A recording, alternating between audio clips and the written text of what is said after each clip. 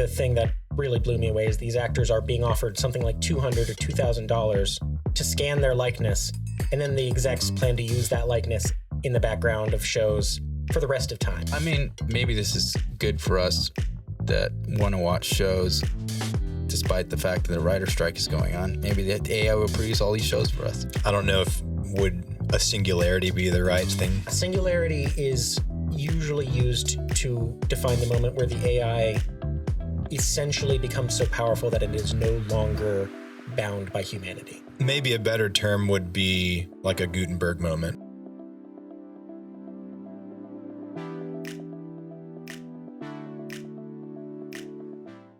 Hello, and welcome to the Pop Culture Contrarian podcast with Thomas Sterling and Andrew. So today we're going to be talking about, will Hollywood screw their talent using AI?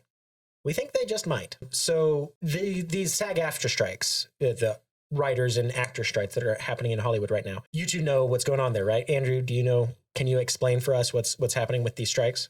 Well, they're trying to prevent their jobs from being taken over by AI in the future. Essentially, they're just asking for assurances, I guess legal assurances, that the studios will not use AI for writing scripts. There may be more involved in it, but I think that's essentially the key issue is we don't want AI to be able to write scripts and be used and make us obsolete. Right. And I think the writing is a big part of it. Well, there's two groups that are striking. The actors joined the writers. The writers have been on strike for a while, almost over 2 months. That's right. And it's got to be over. Right. And so the actors joining it has to do with their likeness being scanned. Right. That's the AI aspect of the right. So the writers are afraid that, frankly, a lot of these terrible television shows they write will just be written by AI instead of a human being. So you don't have to pay AI. And well, from the exec's point of view, I kind of see that. So that doesn't quite seem reasonable, but that's what they're trying to do. And AI has made it possible. It's definitely possible to do these things now where you could make a TV show, a whole TV show, without really any real people in it, without any real writers writing it. And tell me that's not a Hollywood CEO's dream. Well, I mean, when do we think we're going to actually see that? Because I do think that's coming. Somebody's going to at least attempt it. Well, I wouldn't be surprised if it's already happened, because you always get these knockoff movies. Like you get Barbie, and then you get, the Bratz movie, where it's just stealing the name to make people buy a movie, usually at like a gas station. So I bet some of those are already being produced this way, because those movies get produced in about 2 weeks. On topic, but not specifically movies, I know that a Drake album, or at least some Drake songs, came out that were totally AI generated. Oh, wow, really? And sounded just like him. Some people would say even better. Did Drake do it, or did someone else? Somebody else did. See, Was the music unique as well? Yes. See, that's the thing that kind of blows me away the most about this, because I expected AI to be an assistant and, maybe able to do engineering things or computer things or mathematical, scientific things, but I didn't expect it to be able to do creative things. And suddenly it seems like, first, it does have to be fed a lot of actual creative human content, but then it's able to take parts of all those, which is kind of what humans do anyway, and produce something that looks to the naked eye, and it may take a lot of scrutiny to tell the difference, like an actual creative product. I know an artist friend of mine at length wrote about this, and he works in all mediums professionally. He does paintings and sculptures, and he's a friend by association. I should clarify that. But he wrote at length about the use of AI in art and how that process that you just described of pulling pieces together to learn was on par with plagiarism, in his opinion. Well, I don't think that's wrong, because that's exactly what it is. It's plagiarism. I think the interesting question is, how is that different from what human beings do? Because, all the way back when the Bible was being written, Solomon wrote, "There is nothing new under the sun."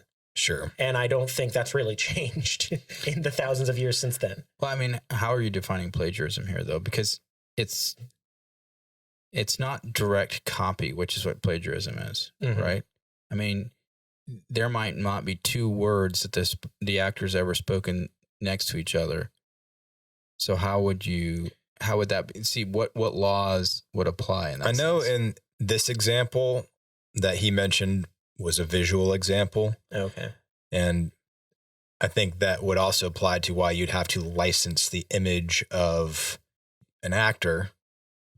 But in the example he mentioned, it was pulling pieces of existing created media. Right. I remember when and putting it all AI, together. Okay, so it wasn't And that's what AI does. right. At least with the visual stuff. Well, it does it with that's what it does with ChatGPT does. It's the exact same thing. It's what it's all AI really does is say, okay, if you have A, then the thing from all the studying I've done that comes next most often is B.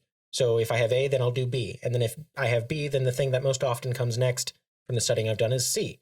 And so, yeah, it is all of it from the writing, the using images of people walking around to creating artwork. That's all the same thing. It's just, I've done this much. Now what comes next? Oh, look at all this stuff I've studied. This is what comes next. Mm-hmm. Yeah, but how is that different from how humans do it? That's my question. So that's why I'm saying this, to call it plagiarism, I think is a difficult thing, because we can take things that other people have said. We can even take images from people to put out there on the internet. If we can take aspects of it and change it up, and if we change it up enough, it's not considered plagiarizing. Right. Yeah. So that's where I'm finding that interesting, that would be the argument. I can understand why, because we have plagiarism laws, why if you could get it classified under that, I could see why they'd want to try it, but I think that's going to be a tough sell. Well, interestingly, there has already been a court ruling about trying to copyright fully AI generated art. And it has come down that no, you cannot copyright fully AI generated art. And that, to define that, means generated with no human input. I think that's but even that is a little bit dubious, because AI itself isn't just fully autonomous. Right. It doesn't think of on its own to make a piece of art. If you're saying you input to AI, like let's say Bard, you input some direction that you as a human being are directing it to do something. Now you may let it go right after you've given it, but you still initiated it. I think in some cases, I know you could do something like as simple as make me a painting, and it will just make you something. Right. And in that case, if it's clearly drawing from all these other artists, I would absolutely support the human in that and say, no, I can't copyright this piece of art. All I said was make me a painting. Right. But the question is going to be the percentage of how much it takes, because you could argue all of us, whoever is involved in art, is effectively kind of doing that to some degree. They're taking influence from stuff. We talk about influence with music. I mean, how many times, and maybe that's where it gets into with the music aspect, because I know that artists have sued other artists claiming you took parts of my song effectively and then just put it into your own song. So it maybe get down to that. Well, I'm wondering though, I guess what I'm seeing is, or wondering, as AI develops, it can slice that salami thinner and thinner and thinner and thinner and thinner. Yeah. And the thinner it slices that thing and puts it together, some completely different collage or whatever, it's going to be that much harder to actually pinpoint this came from here, this came from here. On the slicing the salami thinner and thinner, I think the question does arise, at what point has the salami been sliced so thin that, to mix my metaphors a bit here, you're just working with the same color palette that every other artist works with? That's kind of where I was getting. That is the question that is it is arising because of this AI stuff. And I do want to side with my fellow human beings, but we have to come up with an actual legal, logical framework that makes this work. Right. We can't just say humans beat AI. Well, AI is still a tool and always will be a tool. The question is, because it's becoming such a powerful tool, and it can pull from so much, so broadly of a resource in which to do stuff. I think we're coming to a point where we're having to think about how we're drafting laws to kind of regulate it. And that's really what they're trying to do with these strikes. Yeah. They're doing it preemptively, at least for their own industries. But well, they think it's preemptively. I mean, how fast AI is advancing, it's hard to say. It seems to be lightning fast. Right. I've heard some experts say that in as little as 2 years, the entire landscape of work and even civilization as we know it may be unrecognizable. Well, that was my prediction back in January, was that in 12 months, the world would be more different than it was 10 years before. Yeah. Well, I mean, maybe this is good for us that want to watch shows, despite the fact that the writer strike is going on. Maybe the AI will produce all these shows for us. And that is a genuine question with a sitcom, where so many sitcom episodes, almost every sitcom episode has an episode where one friend sees another naked, and then they have this power dynamic, and they have to, figure out how to write that balance in the friend group. Or, the musical episode in a sitcom, or, the episode where they all go to the beach or whatever. There's all these tropes that appear in all these different sitcoms.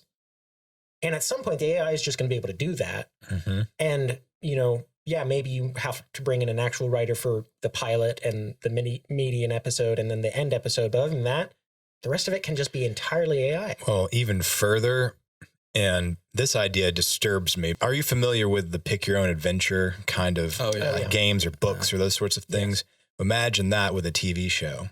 Oh, yeah. And so say, I want to see Bruce Willis riding a pink pony in a Friends episode, and he's just going to ride straight through the coffee shop and whatever the theme is you want. And then it just makes it for you perfectly. Right. And that's not hyperbole. That's not out there. That's like very much in the realm of possibility. A real possibility. Yeah.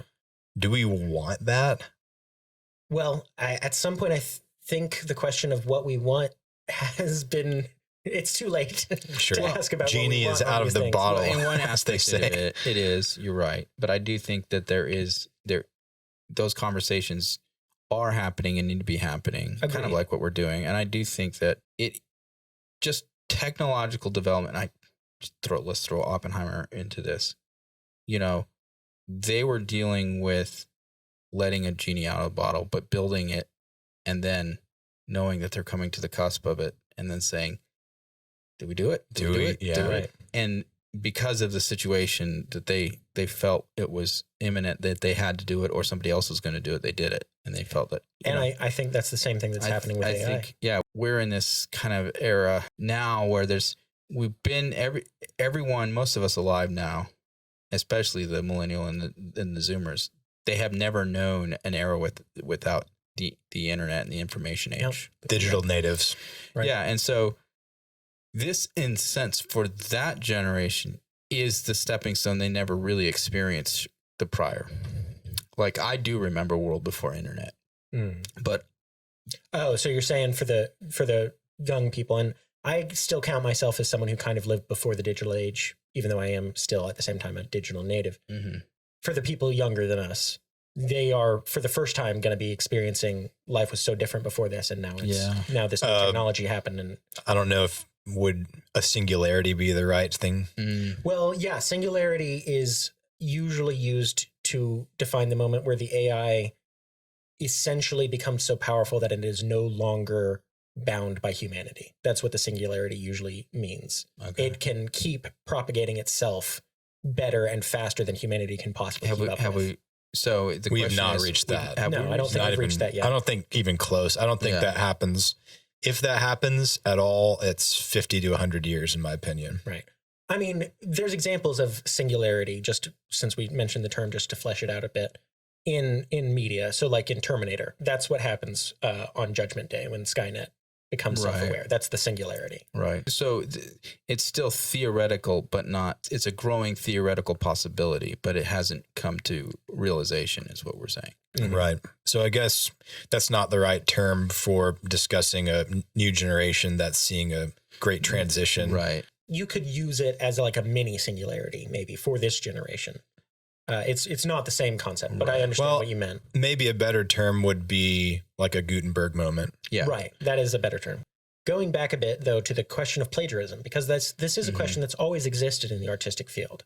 Because ever since we've been able to copy. Right. The obvious example for me is Lord of the Rings. You have Lord of the Rings, J.R.R. Tolkien invents this whole world based on these languages he invented.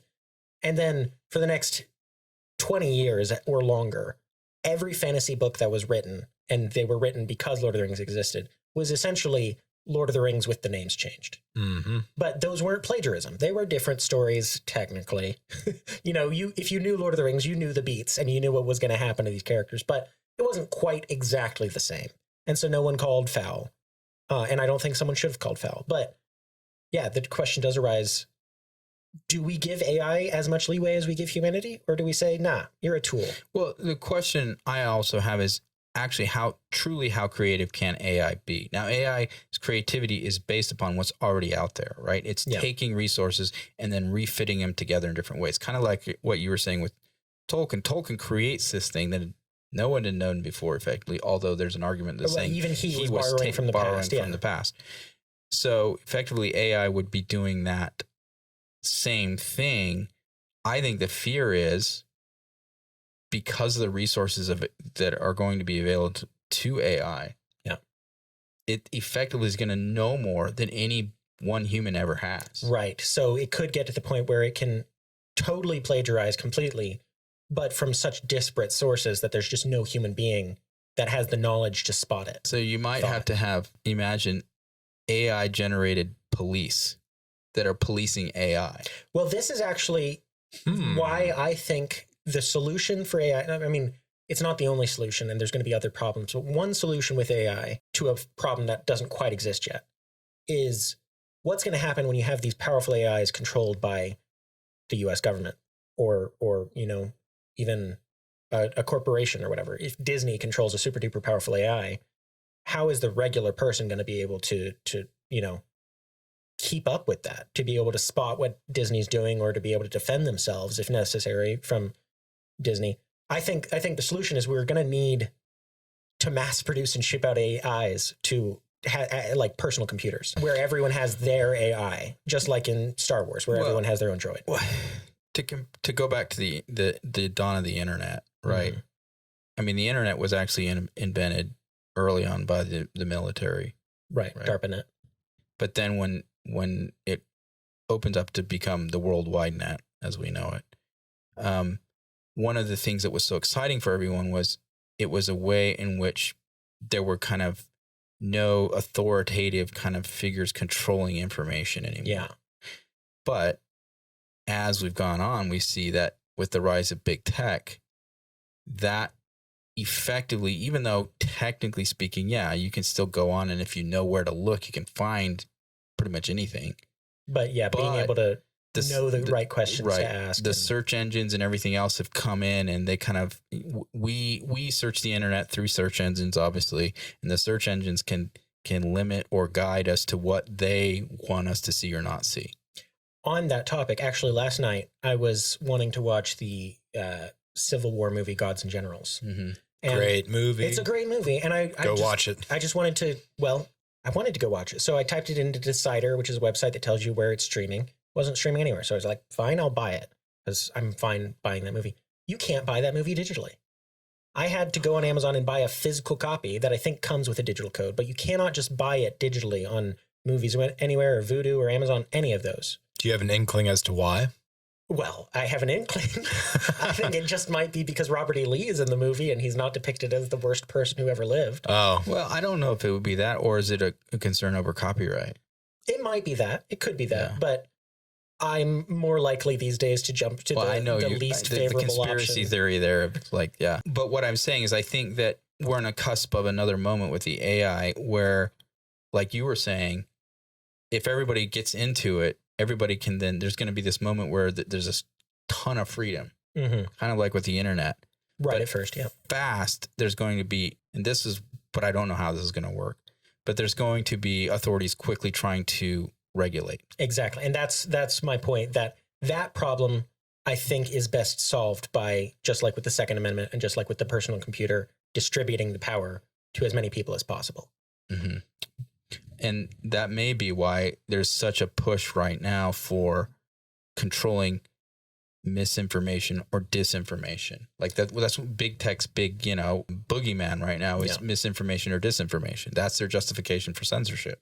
Yeah, with AI, it's the ability to create really believable, literal misinformation and disinformation. Right. And we haven't even talked about deepfakes yet. Right. But deepfakes tie in very much with, if you scan someone's image, you can then create a fully realistic video, especially if you've got their voice. If there's someone like a politician who makes lots of public speeches that are recorded, you can then have their voice, you can have their image. And if you're just watching your TV or even watching a video on the internet, you won't immediately be able to tell, is that a real person or is it not? And yeah, that's going to be an incredibly powerful tool for tyrants if they want to use it. I've seen some really convincing depictions of politicians. One in particular, a few years ago, was the Queen of England doing a Christmas address, and it looked just like her. It wasn't. Which Christmas address? This isn't the COVID Christmas address, because that was real. I don't think it was the COVID one. I think it was, it may have been around that time. Okay. But there was a Christmas address that was fully AI deepfaked. Well, you're having me wanting to go back and rewatch her Christmas COVID address, or COVID address. Maybe it wasn't Christmas time, because if you were paying attention to the Queen during COVID and you heard her address, it was actually very meaningful because all the world was experiencing this together. So now I'm like, wait, was that meaningful moment AI generated? I don't know. Yeah. And so then that's a great example of, okay, what do I trust? Yeah. The things that I've seen, are they real? You can't trust your lying eyes, right? Right. Well, especially online. Yeah. Maybe that leads into the ramifications and where we think things are going to go with this. Yeah. Well, and this is kind of a slight caveat. We've entered a world where so much of our world is being filmed or videotaped or captured on digital video devices. Our town got selected to be a 15-minute city. No. So now this is going to enter in with the deepfake possibilities provided by AI or because of AI. Now, when you see, let's say, something caught on video, how much less convincing is it going to be to people now, because we know of the power of AI to fake stuff? Yeah, or even just for someone who's malignant in a personal dispute, a petty squabble, you can now make a video of them trespassing on your property and stealing something and send them to prison. Right. The dangers are very real. Right. There is a slightly more whimsical side to this, though. Oh, of course. I mean, it's not always doom and gloom. Right. So just to touch for a moment on some of the more whimsical sides. So there's been a lot of these AI covers of songs where you have either completely fictional characters singing a song, or you have an actual artist singing a song they never sung. So like I've seen somewhere Taylor Swift is singing Elton John songs, and it's just like, she kills it. Yeah. Even though it's not her, she still kills it. And then there's others where the ones I've seen have been like Plankton from the cartoon SpongeBob singing all these different songs. And then the one that is maybe the most up my alley are the battle droids from Star Wars singing these popular songs. And it sounds very like it's actually the battle droid from the movie singing the song. And it's just Roger.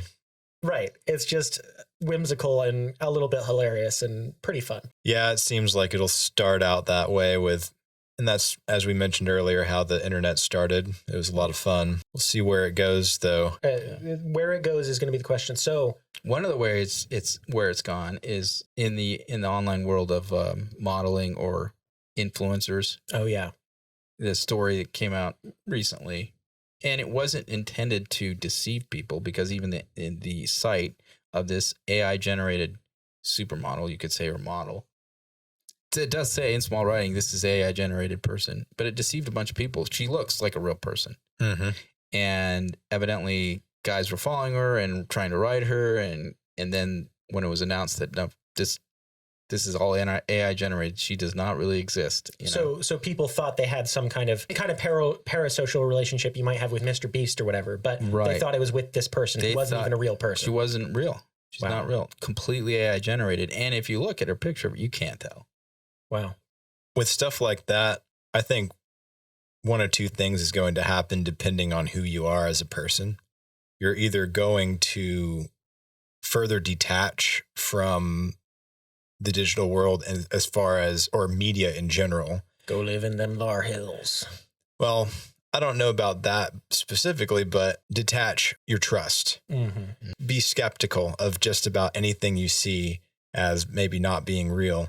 The other side is going to be a total abandon to the alternate reality. Right. Which is essentially the Matrix. It's actually the Matrix, or, you know, a slightly less dystopian version in the Pixar movie WALL-E, where you have these people who are just riding around in chairs, fat and happy, and have everything at their fingertips. And that seemed like I could see where they came up with that vision when the movie came out. But now I'm like, whoa, already, even though this AI is not doing physical tasks yet, mostly, maybe somewhere it is, but mostly it's all online stuff. Already what the AI is able to do very much looks like the AI servants and captain they have in the movie WALL-E, where it's just providing your every need. And whatever whim you have at any given moment, it's right there providing it to you. And that is, you know, something we need to be on guard of. We don't want to become just fat and happy and completely docile. We need to be men, and we need to be women. We need to be human. So that is something we're going to have to calculate into our lives from now on. I'm wondering if the increasing mental health issues that we're seeing, especially in the young, I wonder if part of it is a growing break from reality, knowing what's real versus what's, I guess, fantasy. I think we kind of had this discussion a while back. Right. I'd say that's likely. Yeah. Yeah, and the more you get into the AI where you can't trust, like you say, you literally can't trust your eyes, or your ears. People are gonna what is the question of what is real? Already, that line has been becoming more and more fuzzy. Right. Because in the discussion we had a while back, it was about video games, and so I have played video games live online where you play with real other people. I've played video games with people from several different continents all at the same time, and was that real? I mean, it wasn't as real as me going out and playing basketball with 3 or 4 other people.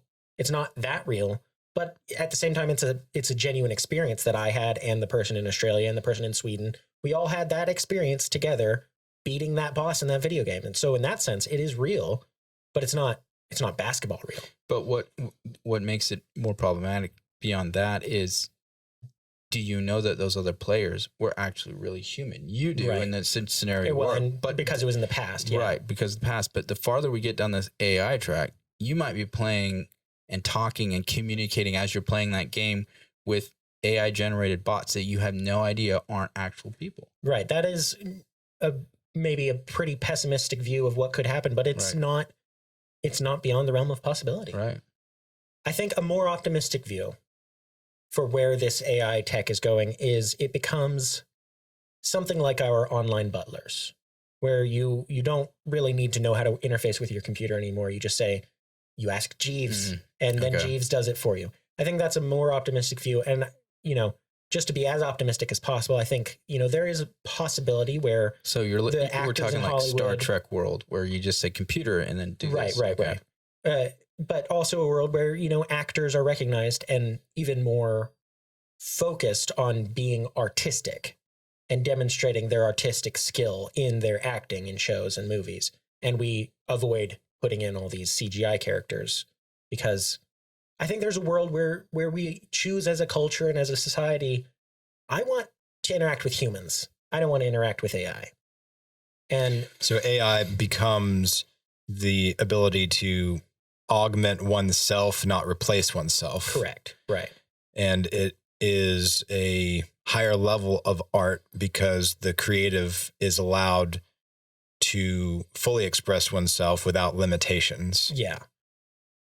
Where we choose, as a culture, we choose humanity instead of choosing, you know, because kind of what AI art represents is mediocrity. So we choose humanity in its excellence and its horribleness instead of the mediocrity of AI. And that's kind of the world I hope we choose. You know, it's possible we don't, but I hope we choose that. I don't have your optimism for that, because I don't think that's where we're choosing. Well, I'm not an optimist, but I'm trying to paint an optimistic vision. You're trying to paint it, yeah. I think we're all too selfish, honestly.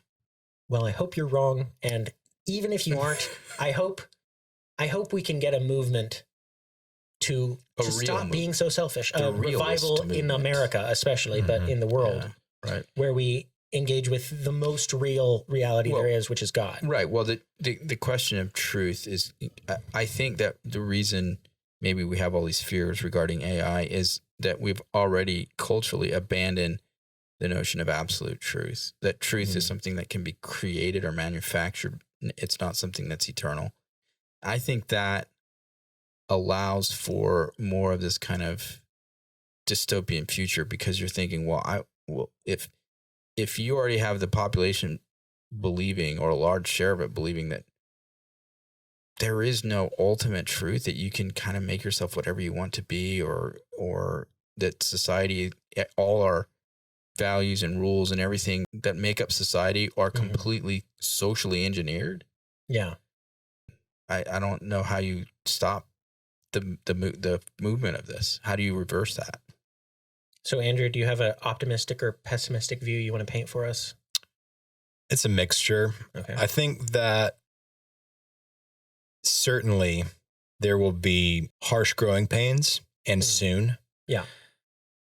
There will likely be, in this industry, entertainment industry, and many other industries, a huge shift in loss of traditional roles. I think new and exciting types of jobs in the future will be birthed from this. Absolutely. Similar to the printing press or the cotton gin, for example. To Thomas's point, though, people are selfish. We have often abandoned truth. I'd say as a culture, truth is not absolute, and there's huge opportunity for the rule of man rather than the rule of law. So I am pessimistically optimistic. Is that even a thing? I would say you sound. I have tempered optimism. Guarded optimism is what it sounds like. I think guarded optimism, but I am also very nervous about it. I think that's probably the most realistic view. And that is more or less where I am. I'm not saying that optimistic vision I painted is impossible, because I think it's possible and I'd like us to strive for that. But I think your view is probably the most realistic. So, all right, to answer the question, is Hollywood execs really screwing their talent with the use of AI? Thomas, yes or no? Or expand? I would say, I think I'm going to go with your equivocating answer. Yes and no. I think that if you're a big enough talent already, then I think that you're going to be okay. But if you're a writer for a TV show? If you're a writer, probably less so. If you're up and comer, who the temptation for the up and comer is going to be able to, just because they're wanting to get on the screen or whatever, to sell it away faster to the industry. And then once they've sold it away, then they're in trouble. And so their image. Then they're screwed. Oh, yeah. So that's where I think it's a little bit of yes and no. That at least that's what it seems like to me. I don't know, depending on how the strike ends, because I do think it will end, and whatever deal is come up with, maybe that will lessen it. Maybe it won't be as significant, but human nature, man. Yeah. I think they will. You think they will screw their talent? Yes. Yeah. I think you both pretty much said this, but I think, yes, they will screw their talent, but I do agree the 1% of writers and the 1% of actors aren't going to be hurt by this. Yeah, it will certainly reinforce the elite class. Right, but the young people who are in college right now learning to be a TV show writer, change your major now before it's too late. Sorry. For the young people, I think they're going to have to reevaluate what they want to do with their careers. But there will be, again, on the optimistic side, there will be new unimaginable opportunities that we don't even fully understand yet. Right. And that's a good thing, but it's also the problem that there's going to be that gap between when the AI takes away a job and when the AI provides a new one. What happens then and now? Yeah. All right. Well, will Hollywood screw talent with AI? Yes. Yes, they will. We're sorry for being so pessimistic on you, but this has been the Pop Culture Contrarian podcast with Thomas, Sterling, and Andrew. We hope you enjoyed it. We hope you'll tune in next time. Bye.